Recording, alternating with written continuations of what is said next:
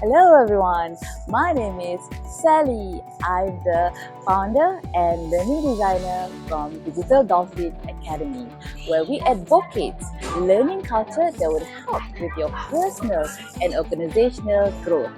Welcome everyone to our program called In Conversation with the Leading Ladies, where we learn stories from these distinguished ladies who excel in their professional field.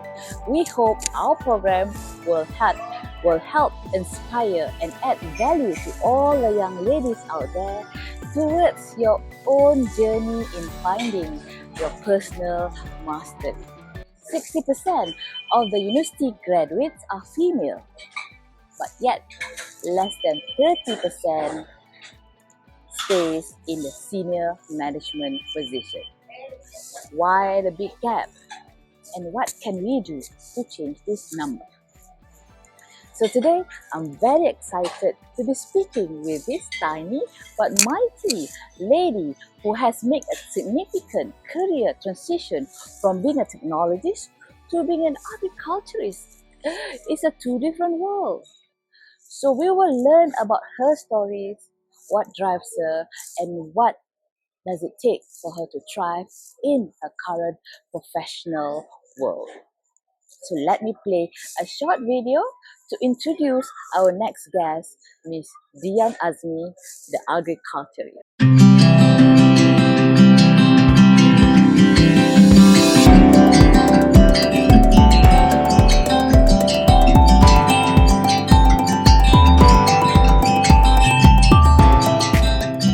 So now, live and in person, Miss Dian Azmi. Welcome. So thank you so much, Dian, for agreeing to do this interview with us. My pleasure. I'm really looking forward to hear more about your personal stories. Yeah. So we know each other back in 2015, 14, something like that. You were still the CEO of I.TV at that time. Okay, I remember we spent a lot of time, hours and hours, talking about technologies, mobile technologies, what the latest trend. We even talk about what will be the next hit in the content. We're trying to guess lah. Yeah. But now it's a complete transformation. The thing I saw you is you taking pictures with cows. Bananas, pineapple, ducks, chicken, paddy, and all that is a total different world altogether. It's amazing. So I'm not a total alien to this because I grew up in a small town. So being in the paddy field, being around goat, cow, and chickens, quite normal for me. But you are true-bred city girl, true and true. So it's quite amazing to see what you have done. So I'm really excited to hear your stories. So let me start with this first question. Very simple question. So how do you explain what you do to a 7-year-old child?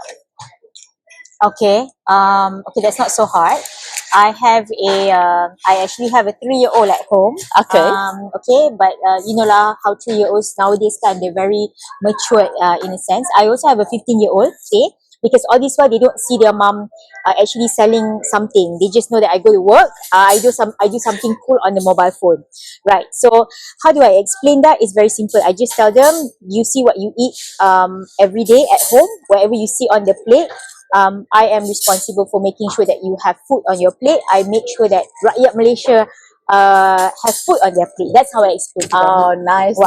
So very simple. Yes. Dian, responsible to make sure all people, Malaysians, have your favorite product. Their food supply is consistent. Make sure that your food supply is consistent. You can get it from any of your nearest supermarket. Alright, that's pretty straightforward and very simple. So now I want you to share a bit of the backstory. How did you get into this to move from being technologist into the current agriculture industry? Right. Okay. Well, it's a pretty interesting story. Not what I had planned actually. So what happened was I've been with i.tv, a wonderful company, for about 10 years. I grew from a business manager and retired as a CEO, after 10 years. So what happened was, on my 10th year, I've decided that it's time for me to move on, to do something different. I know that, when you change industries, or you do something different, that's one of the best way to learn. So that's what I wanted to do. I actually wanted to start my own business already by that time. That was in 2017, I believe. Yeah. So 2017. So for 2 years, I actually went into focusing more on digital marketing, digital advertising, set up my own media, small media company. Working with clients, whatever that I can take on lah that time. And then we also do some events, more like wanting to build a family business. But then in 2019, an opportunity came. So while I was actually coming up with proposals for a client, one of them was FGV actually. So I did a proposal for them. So when they saw the proposal, they actually asked who did the proposal. So it so happened the person yang passed the proposal to, they mentioned my name specifically. So that's when the offer came in actually. So they asked like, would she be interested to work again?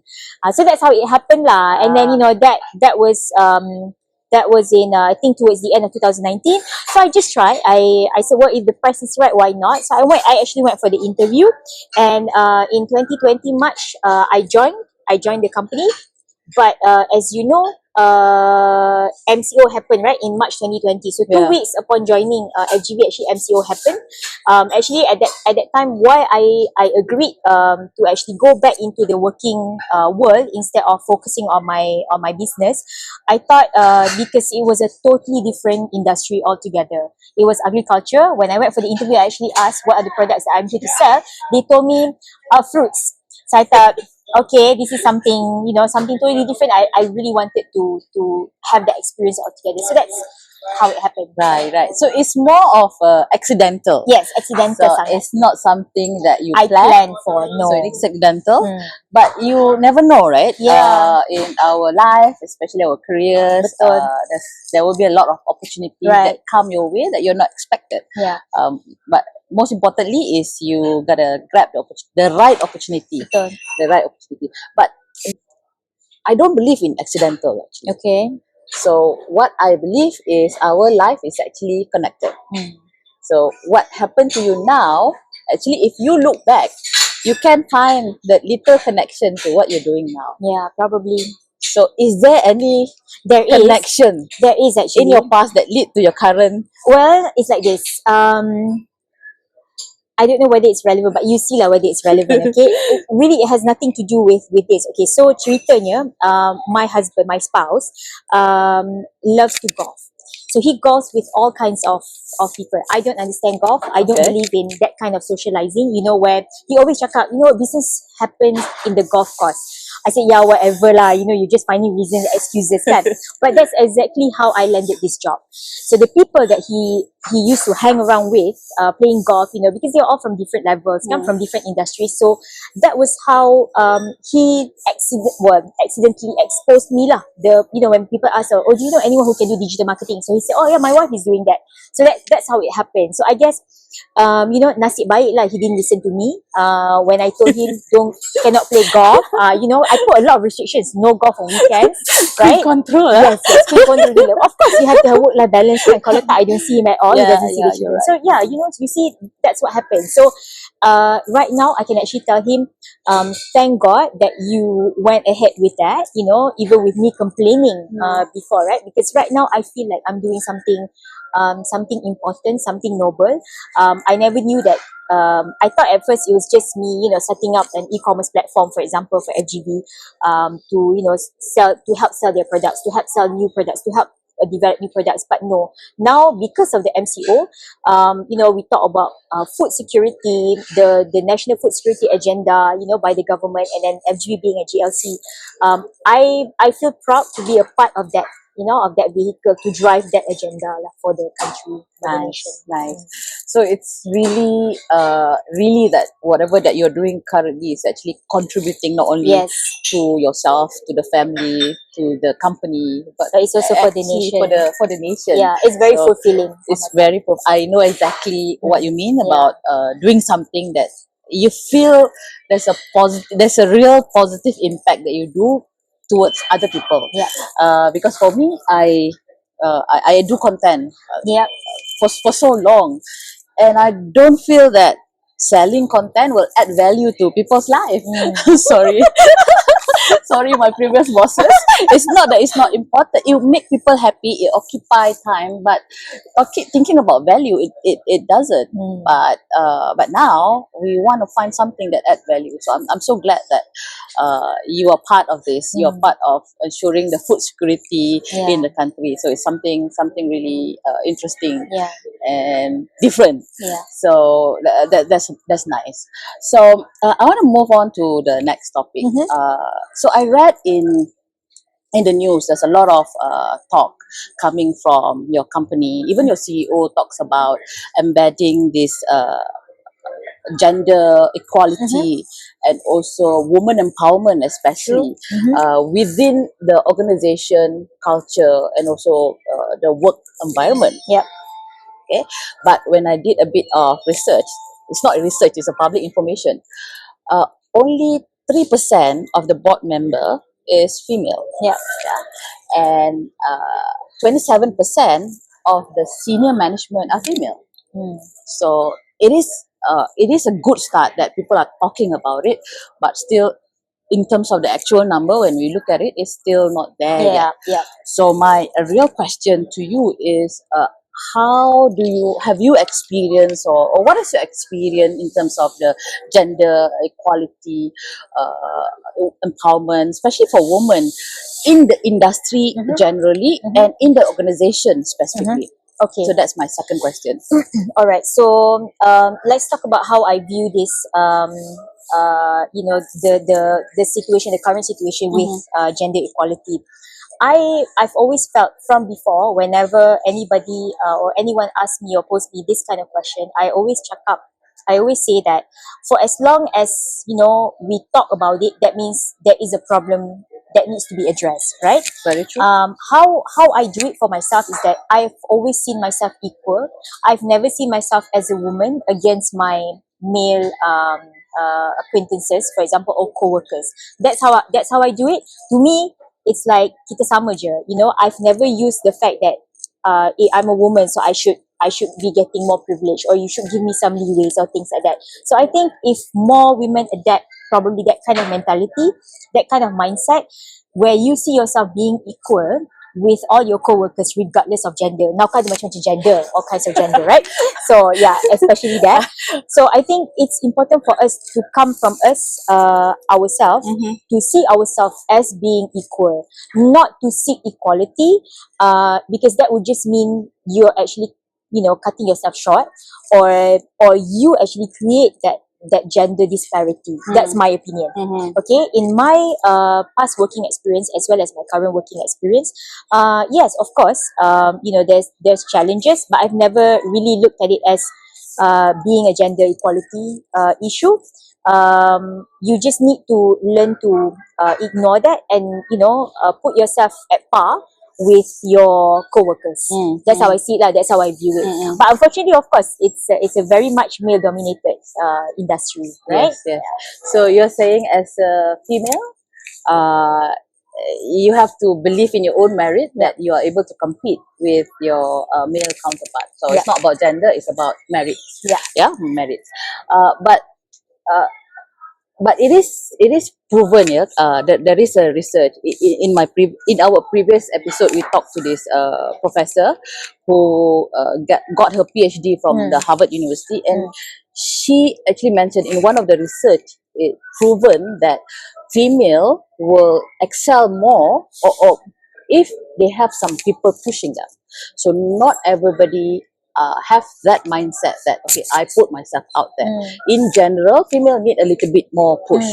So I believe that for now, that empowerment, that gender equality still need to be positioned as Yes. one of the main agenda Yes. in the organization or in the country specifically, so that we can identify this woman who has the credential, who have the merit to be pushed in the right direction, so they can rise higher. Believe me, I've got three girls. I always tell them, you need to be independent of men. Do not ever PK like when you grow up you just need to find a husband, you know, to support you. Tak, right? You don't need to get married if you don't need to get married. You know, you can just be independent and you can be happy just being single. But unfortunately, I think the general understanding for many, I guess, especially maybe datang from kampung, you know, where they grow up, they see their father as the you know, male dominant figure in the household, the breadwinner, kan. They always rasa macam, okay, we are here to serve, we are here to complement, but you are not here to lead, you know, or you are not here to just you know, to just be out there. I think the most important thing is that women needs to empower other women. That is not happening. That is not happening because we are you know, we are still hoping that, or because there's still more men out there, male co-workers, you somehow need their recognition, need their acknowledgement, you know, to do so, and that is what's happening right now lah. That is my opinion. So for as long as, you know, we need our other women to actually empower each other, and that unfortunately is not really fully fully accepted yet. I really like this concept, Dian, when you say that women need to empower another woman. Just like I don't know what they call it here, is they have, there's this boys club, right, at the senior leadership role. But why aren't there any girls club? Kan? Or why must there be girls or boys club? Why can't just be a club for everybody to join? But I think as we are already at this age, for me at this age where I really want to help other young ladies to set their foot straight with the right mindset and the right expectation and the right drive. So we should be starting this, you know, help any young ladies who has the merits, who has the credential, who has the possibility to go high. So, So and we should start from home with our children. Exactly, right? exactly. Yeah, for those with children lah, Yes, or with your sisters, kan, with your friends. Correct. Correct. So then, to my next question, what are the biggest challenges that you think you have encountered so far? Okay, I think not just in the current work lah, I think everywhere pun in my past working experiences. I think the challenges is just because you're a woman, you know, even sampai when they want to decide where to makan pun, they will always want to consider, okay ke, you know, is it okay with you, kan? They always think that we are not up to doing all the dirty stuff, you know, like for example this one, They think we are too fragile. yes, too fragile, Oh my you know, God. apa ni, we can't stay long under the sun and all that lah. So I don't see that as challenges. I just find that as how do I say, as a common thing, because you're a woman, they tend to be more careful, you know. They tend to think that, like you said lah, you know, they just have to check whether you are okay with certain things. Whereas I think with men, tak ada issue tu pun. So maybe just the cultural thing that the guys need to be protective of the women. I guess we take it positively, right? They always want to I take it jaga. positively. But guys out there, if you're listening, women are not as fragile as you think. So I know this one lady, it has bigger guts than all the big men out there. Okay. So you still okay kalau I continue? Yeah, go. Okay. Go ahead. So give me one satisfaction. What is the biggest satisfaction for you in your work, in your current work right now? Like I mentioned to you earlier lah, I've never felt so fulfilled with a job. It's I don't treat it like a job. You know, I've always been passionate lah with anything I do, but with this one, I actually feel like you're really making a difference.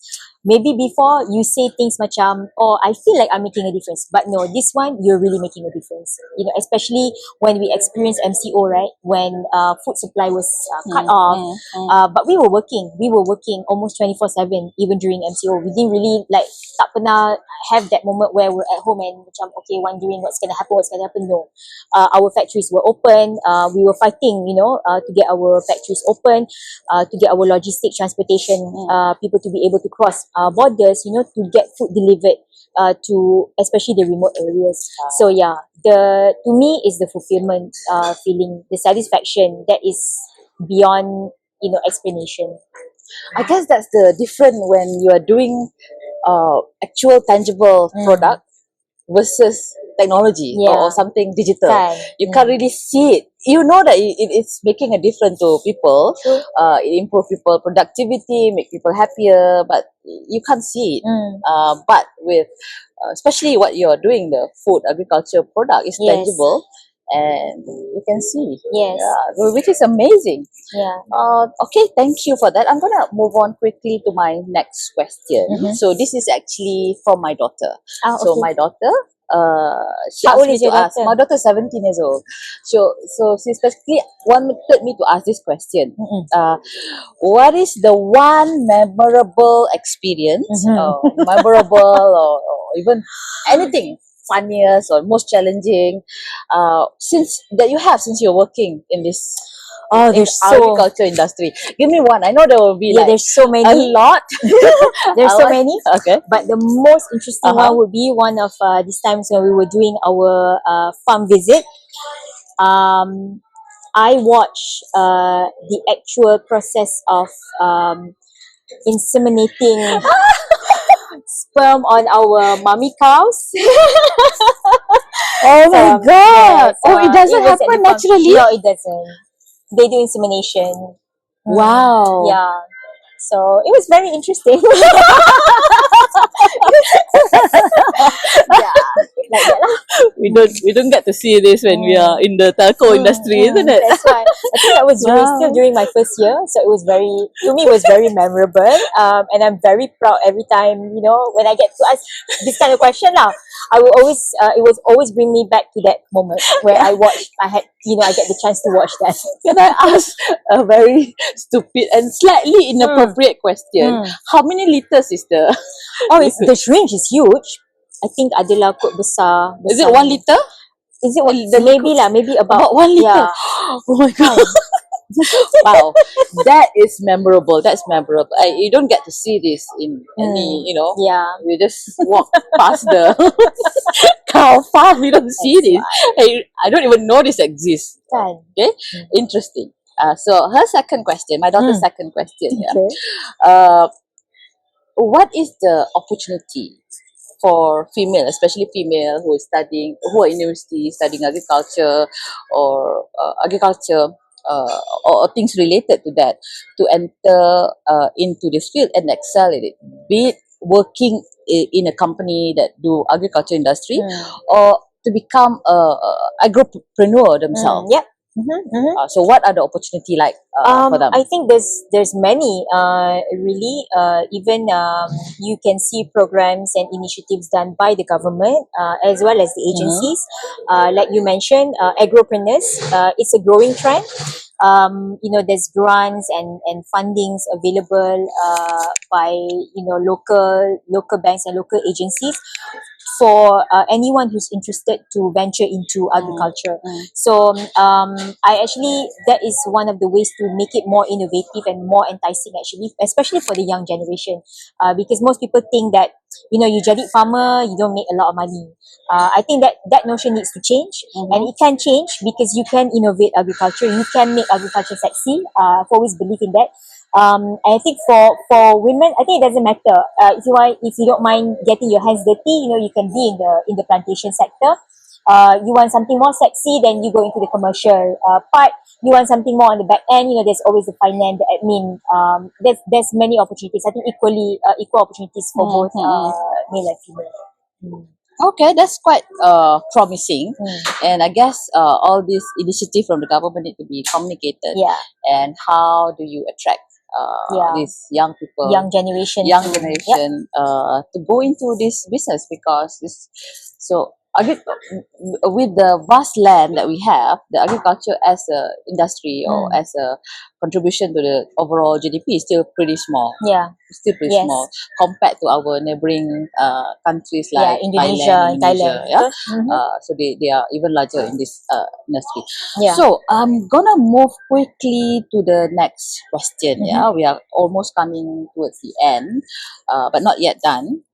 What are the current projects that you are currently working, and how will it impact the society, the industry in general? Okay, I think the most interesting one would be our local beras wangi, local fragrant rice, where FGV right now has started to plant in Perak and also in Selangor.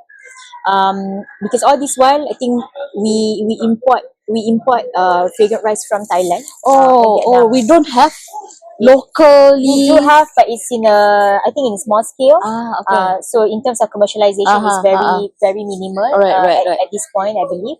So that is something that we're doing on a big scale in collaboration with the Ministry of Agriculture, of course, and that is still ongoing. Now, I think it's a very special project because one, we're looking at beras wangi or fragrant rice, which is slightly, of course, different from the normal rice. Kan, if you see the normal sawah padi tu, most are just tanam beras biasa.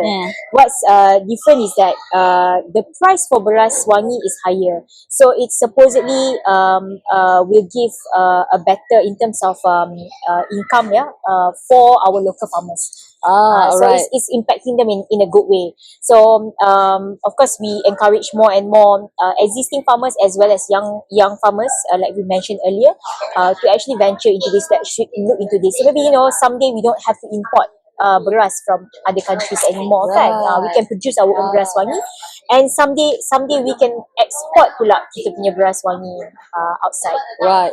So in terms of the proses penanaman or nak produce this beras wangi, is it more difficult than the normal? I wouldn't say difficult. It's actually similar. And I think it's an ongoing effort to innovate, even how we tanam padi in Malaysia. With drones, with mechanization, with IoTs. So I saw the one, my hometown in Negeri Sembilan. It's not big, but the small patches of the rice paddy, I think is still done traditional in a traditional method. So that's why you never get any, you never grow. Never grow. Because when you do that, of course, when you take that against your production or your yield, because you put in a lot of effort. Sometimes they may feel macam okay, it's not worth it. And then when they jual also, they either break even je atau they don't even make money. So that's what we're trying to change here. When you ask me, how are we doing things to impact the society, right?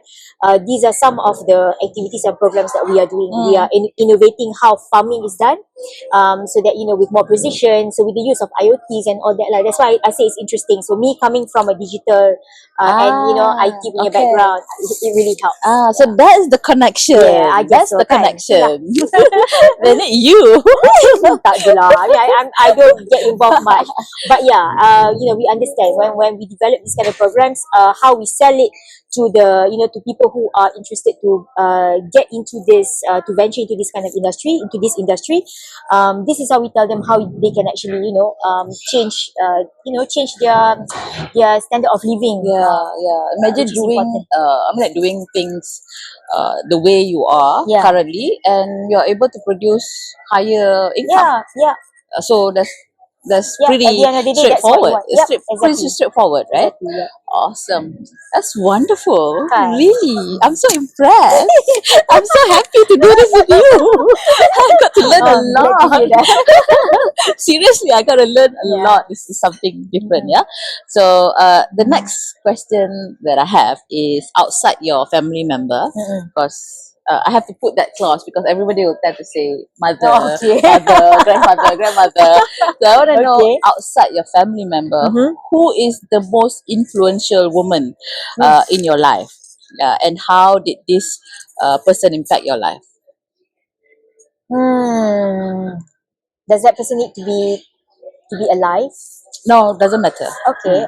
But he needs to be alive when they impact your life. Of course. I don't know. I don't get impressed much by many people. I'm a narcissist by nature. Yeah, I was your gonna size answer is my small, but your standard is like really of course, high. of course. So actually, I was gonna answer my mother actually. If you ask me, for women. Tapi tak. Okay, tak apa. Since outside my family, it has to be Lady Diana kot. Wow. Okay, why? Tell me why. I think because after watching The Crown on Netflix, and also I've always been interested in her when she was alive before, and I think even how many decades after she passed away, she is still making an impact in a lot of people's lives, right? Yeah, So I think that power as a woman who with that kind of influence, even zaman yang before this people don't really talk about influences, I think she is still influencing people's lives, a lot of people's lives. If only we have the opportunity to see her grow old kan.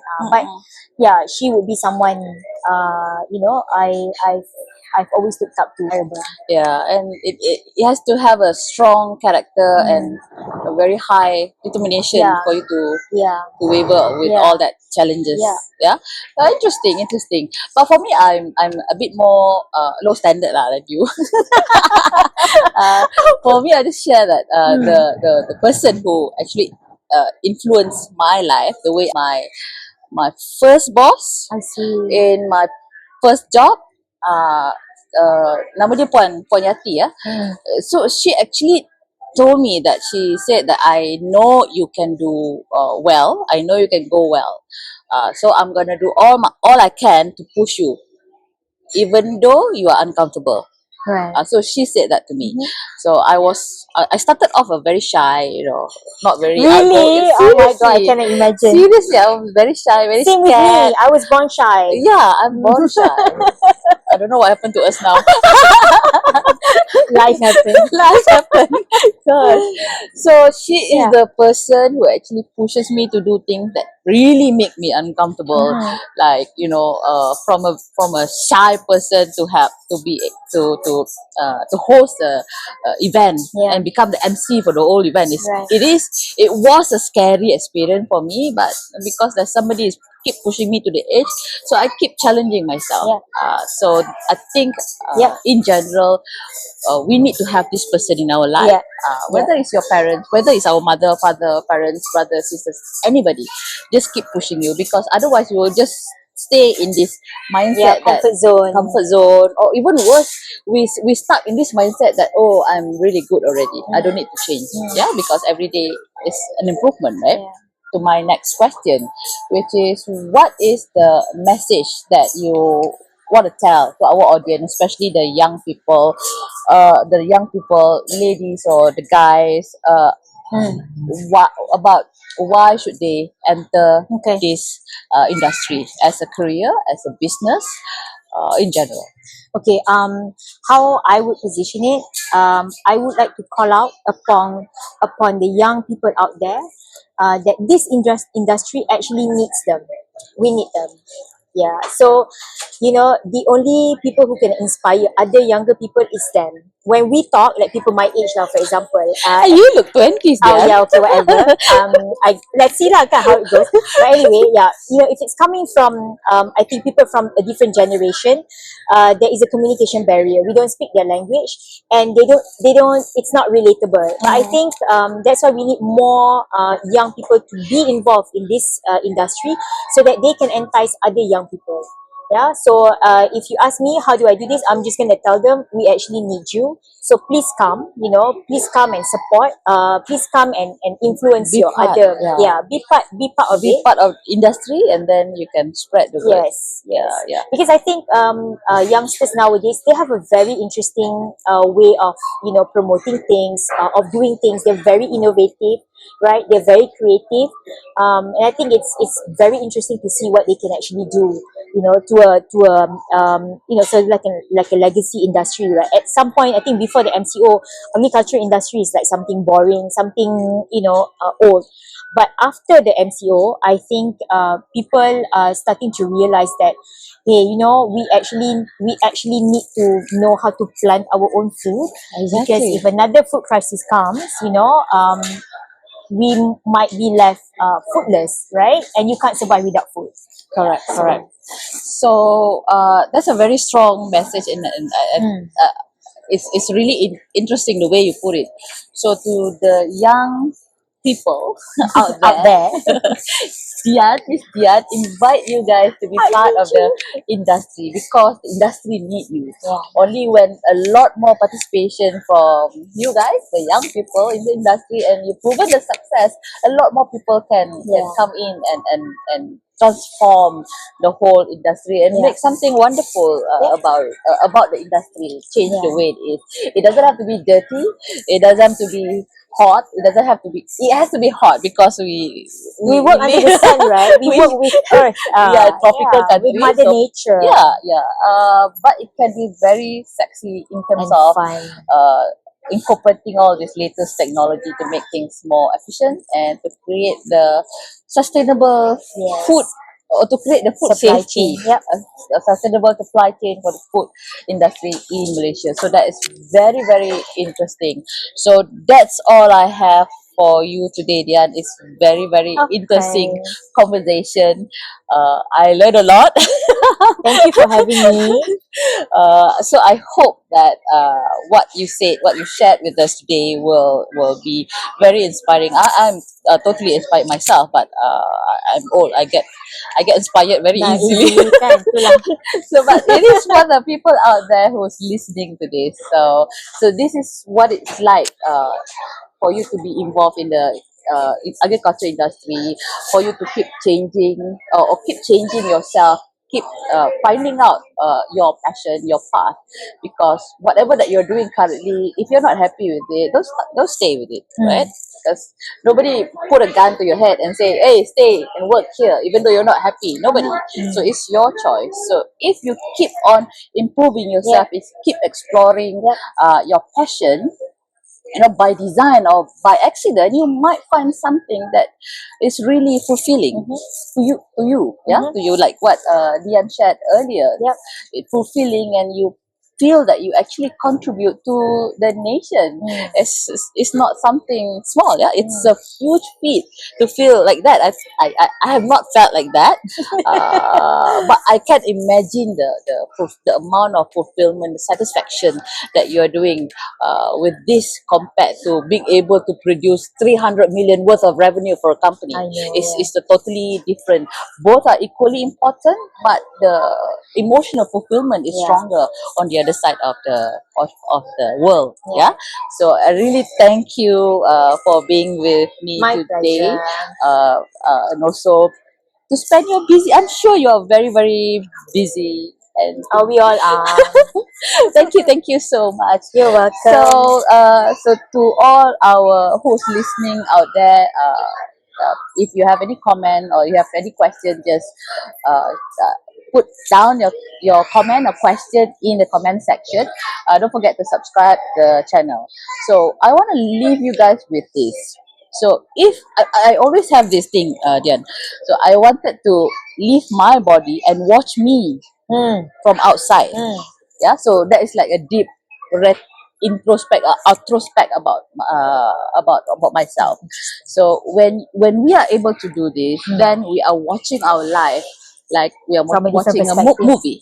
Yep. It's like watching a movie, right? So this is a movie of our life. So in this movie, there's no doubt that we have to be the leading ladies of our own life, because it's our life. Yes. So we It's drive. my story. It's my story. It's your story. It's my story. It's everybody's story. So it's your way. Drive it the way that you want it to be. So that's it, audience. So thank you so much for listening. Thank you, Dian, the agriculturist, in our second episode. Stay tuned to our next episode. Bye. Bye.